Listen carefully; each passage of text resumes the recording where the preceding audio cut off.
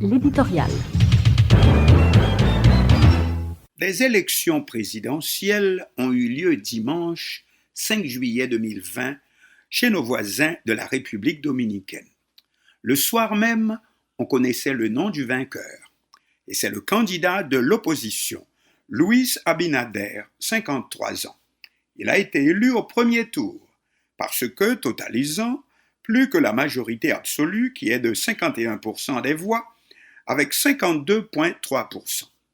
Et c'est la différence entre nos deux pays, les deux voisins de l'île que nous appelons Haïti et nos voisins Hispaniola. Eux savent sauver la face, nous, on se fout complètement du prestige et de l'honneur de notre pays, du moins apparemment.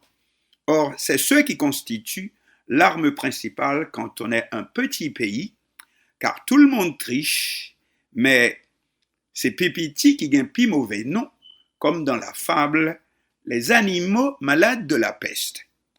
Le pays voisin n'a pas moins de corruption, ni la bataille politique y est moins brutale. D'ailleurs, alors même que se déroulaient les élections et qu'on allait vers la victoire du candidat de l'opposition, c'est un mini-massacre qui avait lieu avec l'assassinat d'un délégué du même parti que ce dernier, le PRM, Parti révolutionnaire moderne, ainsi que deux autres membres de la même formation.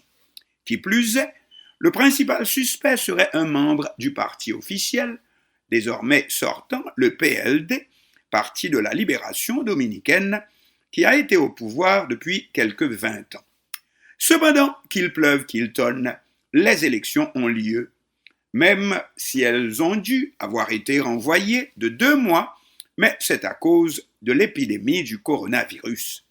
Ce sont d'ailleurs les premières élections, notons, réalisées dans le continent américain depuis le déclenchement de la pandémie.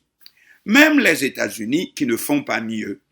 Mieux encore, les résultats ont été acceptés aussitôt par toutes les parties, aussi bien par le pouvoir et le président Danilo Medina, qui présentait comme candidat Gonzalo Castillo, son ex-ministre des Travaux publics, que par l'ex-président Leonel Fernandez, hier tout-puissant, mais qui n'a pas fait 10% des votes exprimés. On est presque certain que même les présidentielles américaines du 3 novembre prochain, qui ne se dérouleront pas avec autant de grâce, tant la lutte entre les camps républicains et démocrates est impitoyable. Outre l'épidémie du Covid-19, qui a fait jusqu'ici 4 fois plus de dégâts dans la République voisine que chez nous, 804 décès pour environ 100 en Haïti. On rapporte que la veille même des élections, le samedi 4 juillet, le pays enregistrait un nombre record de contaminations, 1036 cas en seulement 24 heures pour environ 12 millions d'habitants, donc un taux de contamination assez élevé, jusqu'au futur président élu dont on dit qu'il avait contracté la maladie, et pourtant les élections ont eu lieu dimanche, plus ou moins normalement, mais elles ont eu lieu et c'est l'essentiel. Tandis qu'en Haïti, on ne sait pas quand et si jamais on aura des élections. Les législatives ont déjà 1 année de retard, le Parlement est pratiquement fermé, dans 1 mois, les maires seront aussi en fin de mandat.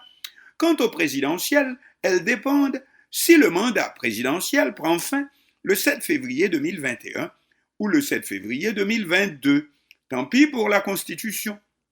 Conclusion, aucune échéance n'est fixée pour les prochaines élections en Haïti, législatives, présidentielles ou municipales. Bref, nous sommes, si l'on peut dire, dans une dictature sans le nom. Et pourtant, la vie continue. Le pouvoir cherche partout à remplir les caisses de l'État. Les milieux d'affaires sont divisés entre ceux qui sont ruinés par la crise et ceux qui savent au contraire en profiter. Et le peuple, dans tout ça, ne sait plus à quelle loi s'adresser. Tandis que la République voisine progresse. Selon les grandes institutions internationales, elle devait connaître une récession de 5% en 2020 à cause du coronavirus. Mais avant l'épidémie, elle affichait la plus forte croissance de tout le continent sud-américain, une moyenne de 6% par an entre 2014 et 2019, ce qui a permis de faire baisser le taux de pauvreté de 34% à 20% entre 2008 et 2016. Et pourtant, la corruption bat son plein. Et d'ailleurs, c'est elle qui a entraîné la désaffection pour le PLD du président Danilo Medina, celui-ci ayant succédé à Leonel Fernandez, qui a fondé depuis son propre parti, Force populaire. En Haïti, nous connaissons le sénateur Félix Bartista, du parti au pouvoir, qui a fait son beurre dans les contrats pour la reconstruction de la capitale haïtienne après le séisme du 12 janvier 2010 qui a détruit Port-au-Prince. Mais ce sont les États-Unis qui ont poursuivi le riche parlementaire dominicain, pas nous. Il pourrait revenir aujourd'hui en Haïti, que personne ne s'en apercevrait.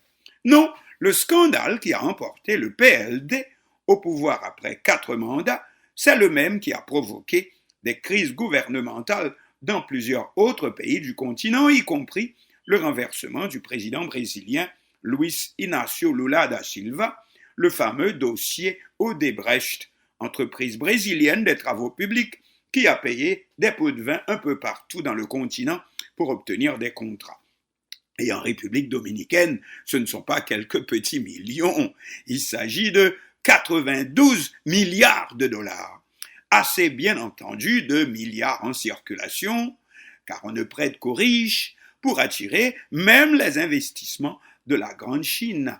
En effet, depuis une année, Santo Domingo a rejeté les relations diplomatiques avec Taïwan en faveur de Pékin. On aura probablement bien besoin des capitaux chinois pour faire redémarrer le pays après l'épidémie. Vous me direz, quelle différence avec nous en Haïti? Nos voisins sont probablement encore plus versés dans la grande corruption. La concurrence politique n'est pas moins acharnée et peut même être cruelle, comme les partisans du président élu Luis Abinader, qui ont perdu la vie dimanche au cours même des élections, etc. Mais avec une grande différence, et qui fait toute la différence, un certain sens du décorum. Le monde entier nous regarde. On est tout petit, et la seule chance, c'est que ce que l'on dise de nous soit favorable, nous soit favorable. Parce que les grands ne font pas moins et ne font pas mieux, mais ils sont les grands et on leur passe tout, même quand ils tuent et brûlent, tant que ce n'est pas chez eux. Tandis que nous, il faut nous garder de ne pas offrir un spectacle sale, laid, pauvre, pays le plus pauvre du Nouveau Monde, 60% de la population en état de crise alimentaire aiguë, etc., etc. Nous vivons sur la même terre, sur le même bout de terre, et qui plus est, c'est notre portion que les colonisateurs avaient choisi de développer, sans doute parce que la plus fertile. Puis nous voici aujourd'hui, en juillet 2020, nos voisins viennent à nouveau de donner une belle leçon au monde. Le premier pays à avoir organisé des présidentielles depuis l'épidémie du coronavirus et des élections réussies, avec les résultats connus le même soir.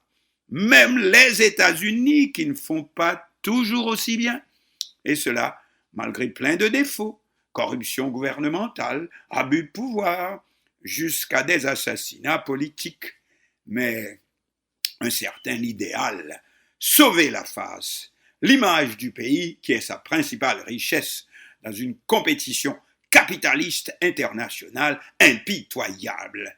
Serait-ce que nos voisins dominicains aiment leur pays davantage que nous aimions le nôtre, ou serait-ce que l'Haïtien s'aime d'abord et son pays ensuite, au point de transporter ce qu'il y a de bon chez lui ailleurs, de piller son propre pays pour aller placer son bien à l'étranger?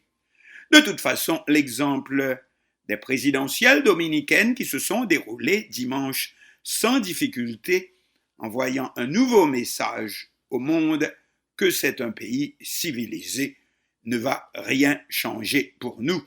Comme si nous autres, nous avons vendu, comme on dit, notre âme au diable. De toute façon, nous avons aujourd'hui un pouvoir qui ne peut prendre aucune décision dans ce domaine sans consulter les grandes organisations internationales. Or, ces dernières n'ont aucune raison de nous laisser une totale souveraineté, parce que la souveraineté, ça ne se donne pas, mais c'est un choix fait librement par les citoyens d'un pays, et cela impose de la part de tous, gros comme petits, un comportement raisonnable, comme vient encore de le prouver au monde la République dominicaine.